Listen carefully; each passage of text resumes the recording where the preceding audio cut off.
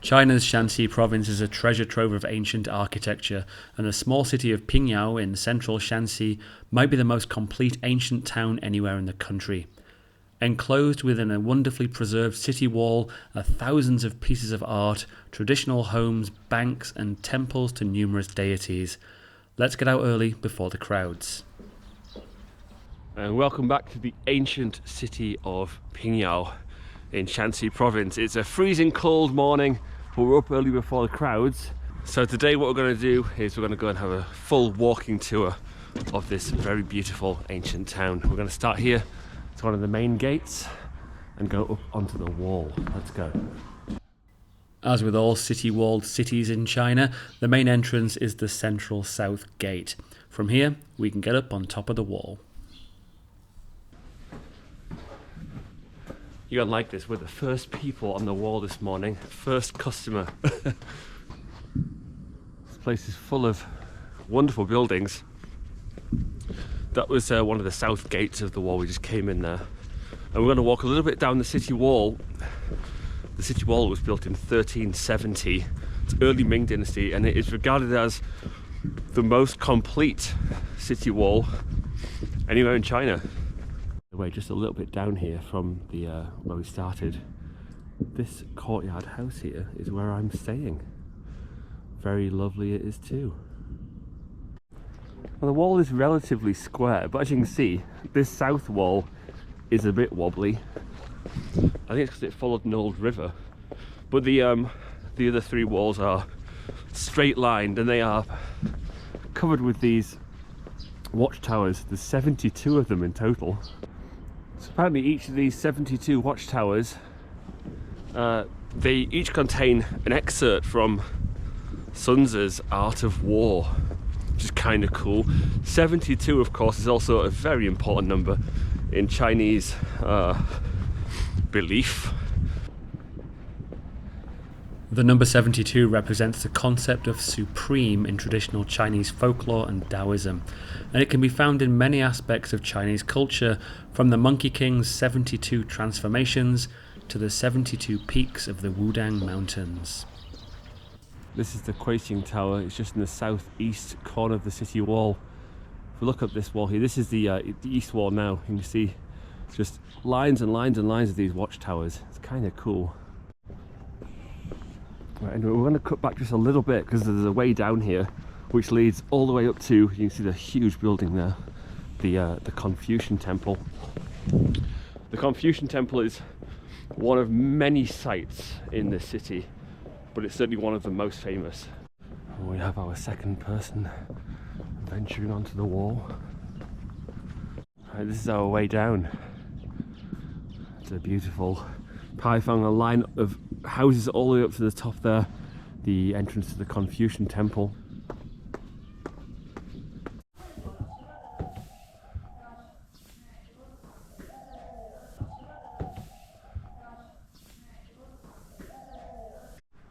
Right, so we're inside the Confucian Temple. It's one of the biggest there is, and most importantly, the hall in front of us, which is called the Hall of Great Achievement. Every main hall in the Confucian Temple is called the Hall of Great Achievement. It's the one that usually houses a statue of Confucius. This is the oldest one in the whole country. It's very typical, huge wooden dogong roofs of ancient buildings in China. This was built in 1163. It's Jin Dynasty. And it is the oldest existing Confucian temple building anywhere. So it's a bit of a gem. It's very tranquil here because it's still early and still the rest of the tourists have not come out to play. Well, we can't actually film or photo in there, unfortunately. It's a huge statue of Confucius, and lined on either side his disciples. Very beautiful building, very beautiful building. We're going to keep walking through the temple, south to north obviously, and I think we can get all the way out onto the next street, which is great because the next place I want to go to is there. Beautiful courtyards in this temple. Okay, so we seem to have come out the back of the temple and straight into what used to be a school for imperial examinations.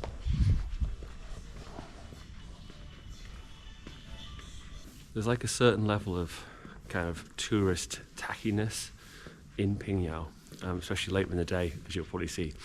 But there's probably nowhere else in the whole country which contains so many examples of the various schools, temples, buildings that exist like within the Chinese architectural range.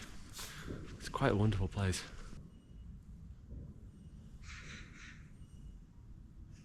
Well, we've come out the back and straight to the place I wanted to go to. I planned this walk so well.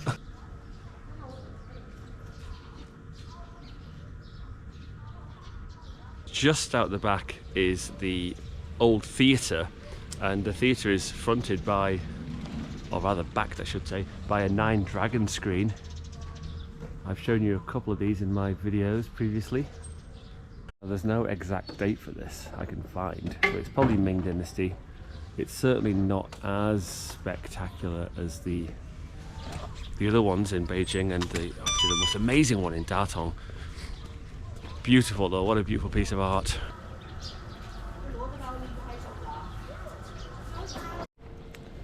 A few more people are coming out to play. We're coming towards the Temple of the City God now, which is another one of the major temple complexes in Pingyao. Right, here's the entrance. Let's have a little look inside, shall we?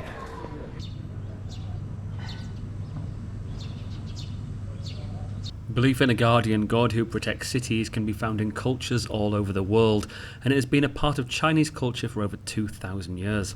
This Pingyao Taoist temple was first built in China's Song dynasty, but rebuilt over the following centuries. Oh, this is low for me. Why do they make it this low? I guess it's a stage, is it?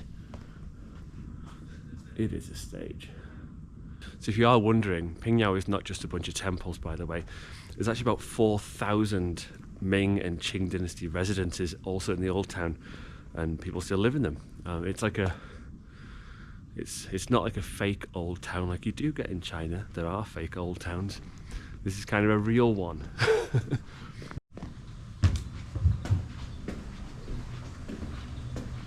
So temples of city gods are quite common in cities in China, and the city god is of course charged with the protection and care of urban centres and cities.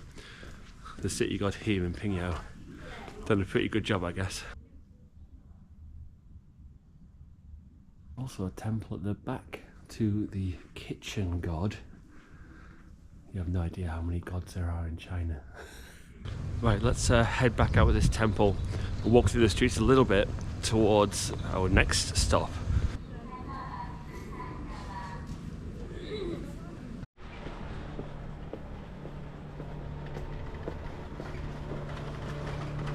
And this is the city tower, which other times of the day is the busiest area of the whole city. It's teeming with people. But early in the morning in the winter, you can have it to yourself. Now in the past, you used to be able to climb this tower. Like everything in Pingyao, it's so intricately designed. Perfect examples of, you know, late imperial Chinese architecture.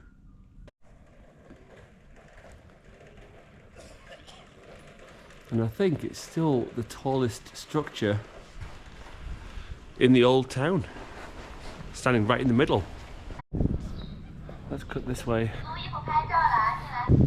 While we're walking to the next site, I will tell you a little bit about how to visit these places. Pingyao has, it's like a group ticket that you buy, which is valid for 3 days. And it costs, I think it's 130, but I got mine on trip.com and it was a little bit cheaper. It was like 113, and it allows you to get access into, now I think it's 22 different sites within the old town. So basically it gives you a QR code, good for 3 days, just scan away. It's pretty good, it's not a bad deal.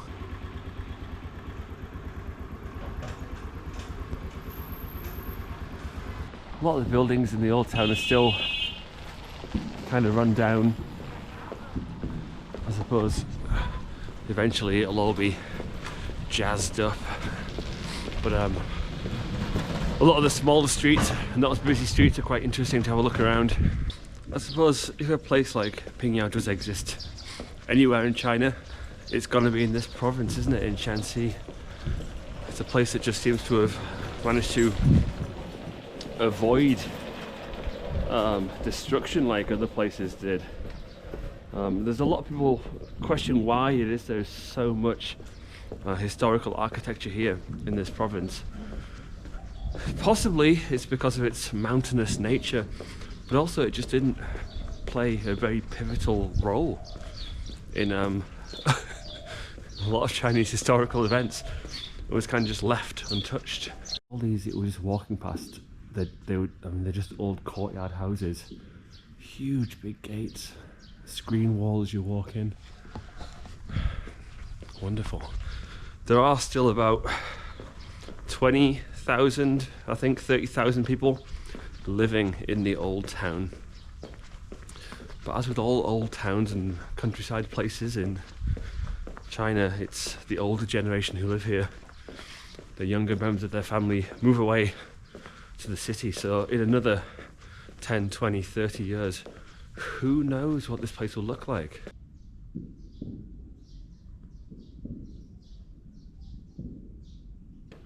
By the way, if it sounds like I'm having difficulty speaking, it's because I am. My face and my lips are frozen.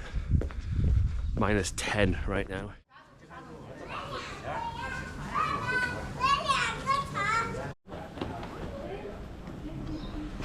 This is the entrance to the Ma family residence, obviously a prominent family in old Pingyao days.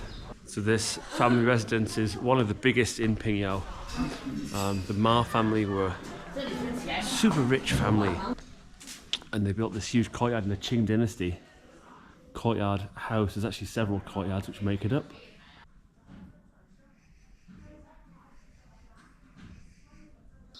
A lot of old Qing dynasty artifacts and furniture, kind of interesting. Hello. Furniture's not my deal. I don't really care about it.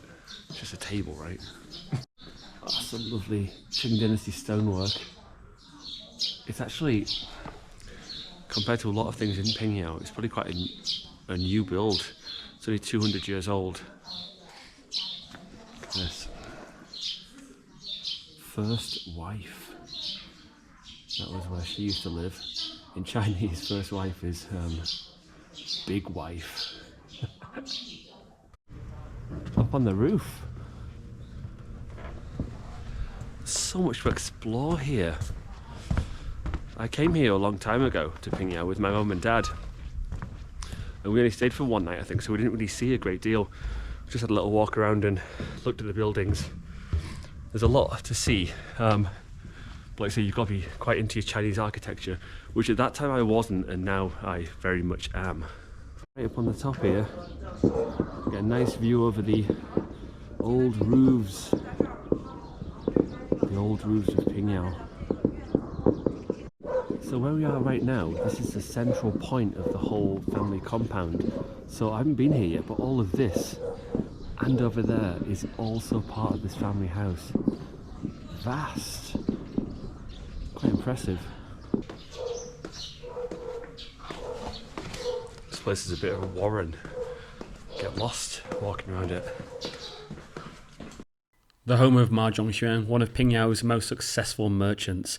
The Ma family were considered one of the 4 great families of the city, and no expense was spared on their family home. 3 large courtyards, 6 smaller ones, 197 rooms, and a layout which viewed from above is in the shape of the Chinese character Ma, their family name. Fancy folk in Pingyao.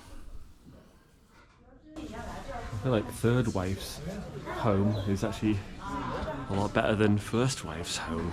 She can't be happy about that.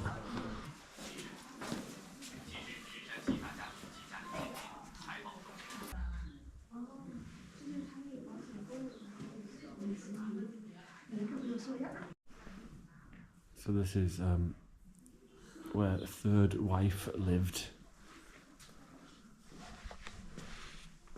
It's quite nice, isn't it? Nice colours on the drapes. Although, I don't know about you, I don't want to sleep on that bed. Doesn't look very comfortable.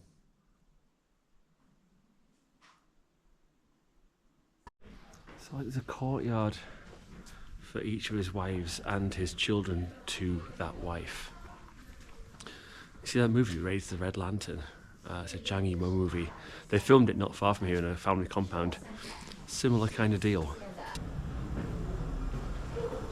And we're out. Let's keep moving on. These family courtyards, by the way, are super famous in this province. There are many of them. I think they're actually on the tentative list for a UNESCO World Heritage Site by themselves. Pingyao, the ancient city, by the way, is already a UNESCO World Heritage Site. We're going to a main street. It's the main street, I think, because that is the North Gate up there. Let's keep going.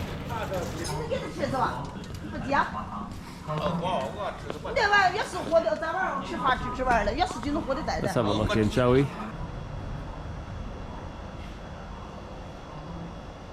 This is the Erlang Temple, a temple to a deity called Erlang, who was actually the son of a real person.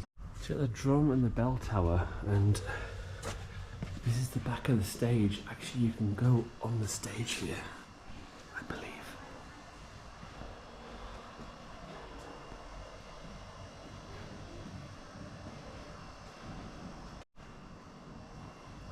So stages in temples were obviously for performances of opera and things, but also for ceremony and ritual to whichever god the temple was for, in this case, Erlang.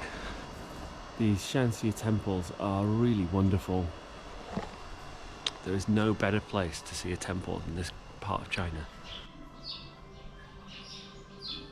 The main hall here houses the image of Erlang. So as I said earlier, there are so many deities in Chinese folk religion, Taoism. Erlang was actually the son of a real person, Li Bing, who was an engineer and statesman in the Qin dynasty, the first imperial dynasty of China. So his father was responsible for the construction of the Dujiangyan Dam, which is just outside of Chengdu. I visited there a while ago, and his son helped him, and because of that he got basically made into a person to be worshipped, temples built to him. There is a lot of this in Chinese history, by the way, of actual real people who are basically deified.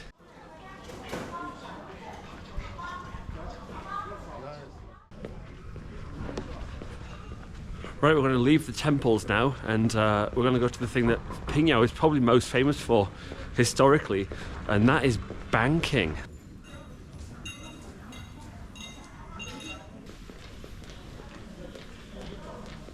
And this was the first ever bank in China. These lads are still working hard. Since the Qing dynasty, this is the old counter for the bank. This bank controlled the vast majority of all the wealth in China and even had operations in neighbouring Russia and Japan, but after a century in operation, was gone. The bank set up some systems and anti-fraud methods which made it a reliable option, especially during the times of strife in the late Qing dynasty, but in the early 20th century, new international banking standards changed the game, and the Shanxi draft banks collapsed. So as you can probably tell from the video, it follows the same standard design of, well, everything in ancient China, whether it was a courtyard house, a temple. However, there are some differences because it's a bank.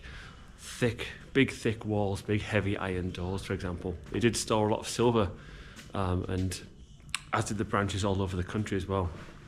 So I had to make sure it was safe from, bad guys. So this was the first branch of the first draft bank anywhere in China. But along this street there are several other banks, and then they all started opening branches all over China. Eventually it was over half of all of the wealth in China was carried through these banks. And it was only with, eventually the central government started to set up their own banking system and the, foreign banks coming into China, that these Pingyao Banks eventually just faded away and disappeared. And especially with the world wars, their time was over. Short, but important.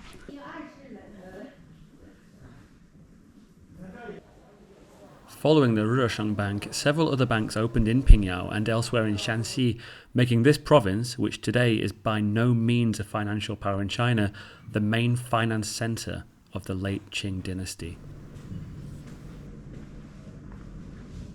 This is like the main crossroads where you go north up there, you got West Street to the banks and East Street, which goes somewhere else. I'm gonna head south now, towards the old government buildings. Yeah, it's a little bit busier than earlier around here, but not crazy. If you come here in a holiday or a weekend, or obviously in a nicer time of year, it is packed. One of the busiest places you can go in China, I think.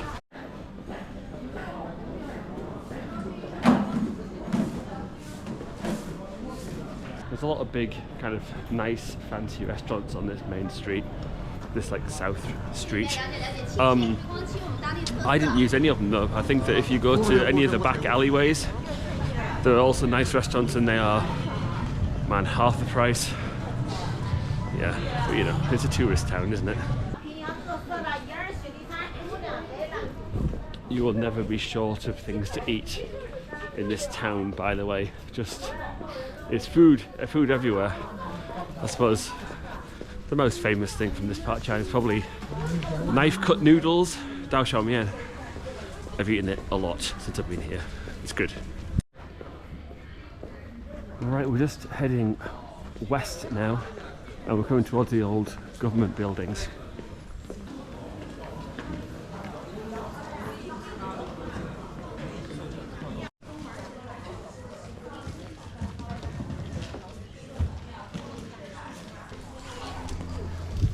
Big vast courtyards that we use for old government official business, ceremonies, welcoming dignitaries.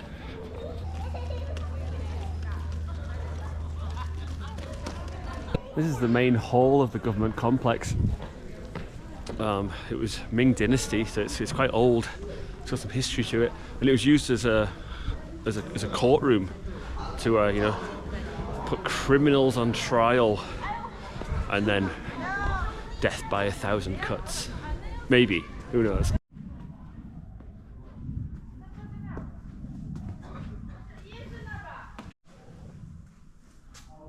Torture instruments, lovely. That's a cage. Anyway, let's have a look. Some kind of a horse-drawn crucifix. But this is really grim, look at this. Is it a rocking horse? No, it's covered in nails. Brutal. Feels pretty government, this place, there's not much art and decoration, it's just functional and a bit cold and grim. But another interesting spot in this wonderful, wonderful old town.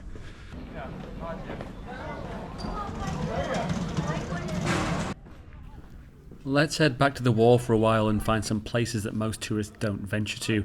The inner city is quite large and therefore remarkably easy to get off the beaten path. It's at one of the gates of the east wall of the city.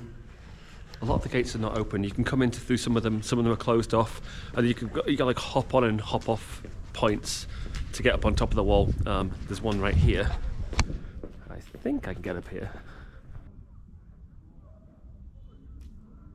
See, the wall at this part doesn't have its brick covering, so you can see what's actually inside it. It's like rammed earth, which is a very standard construction material for a lot of Chinese defensive structures. Pretty cool, I like it. Actually back round to the tower that we saw at the beginning of the video. Beautiful. The inner wall around the southeast corner is full of old ruined buildings at the moment. Fun to explore and very, very different from the crowds and touristy centre of the city. Walking around the little alley that's immediately inside the city wall, it's quite lovely. It's not very developed and there's quite a lot to see actually. It's nice, people live here. But also, as I said at the beginning, we're back at the south gate where we started now. The place I'm staying is this one right in front of me. It's quite nice. Just have a little look in.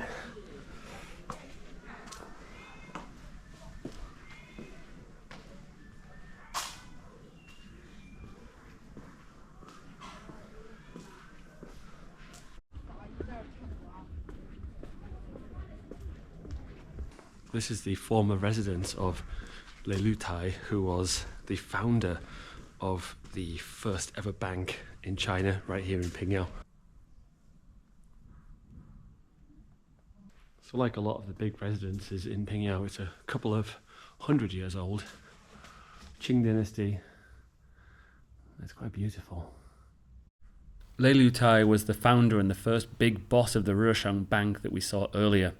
The powerful Li family funded the idea, but Lutai was the real pioneer and the developer of the first draft bank. This is another large courtyard home full of stone carving and other artwork, and it's a great spot to visit as it's not on most people's Pingyao itinerary. Maybe nowhere else in China has this many perfect examples of, Qing dynasty courtyard architecture than this city right here. When you come out of this residence, also on the opposite wall, there's a Chinese character there, Fu, which means good luck or fortune.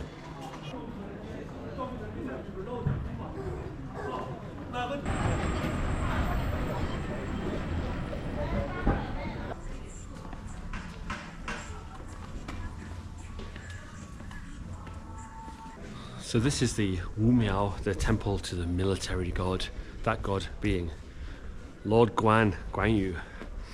Often in Chinese cities you have a Wenmiao, the temple to Confucius, and a Wumiao, the temple to Guanyu. And in this city they are on opposite sides of the main south gate. Beautiful.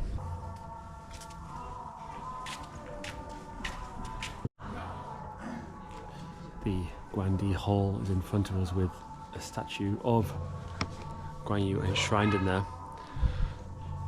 The Wenmiao and Wumiao, Confucian Temple and Guanyu Temple, they act as like counterpoints to each other in China. So one being the temple of the great scholar and the other being the temple of the great warrior. Interesting stuff. They used to exist in basically every city in China, and here there are two perfect examples.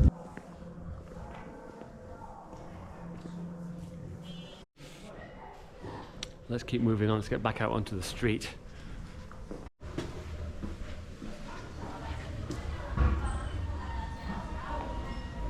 There's a nice symmetry here too, because the Confucian Temple and the Guanyu Temple are both marked by these three paifang, these archways.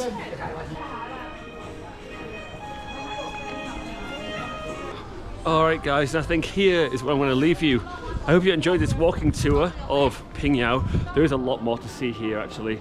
There are heaps and heaps of sights, but I think I showed you some of the most important ones today.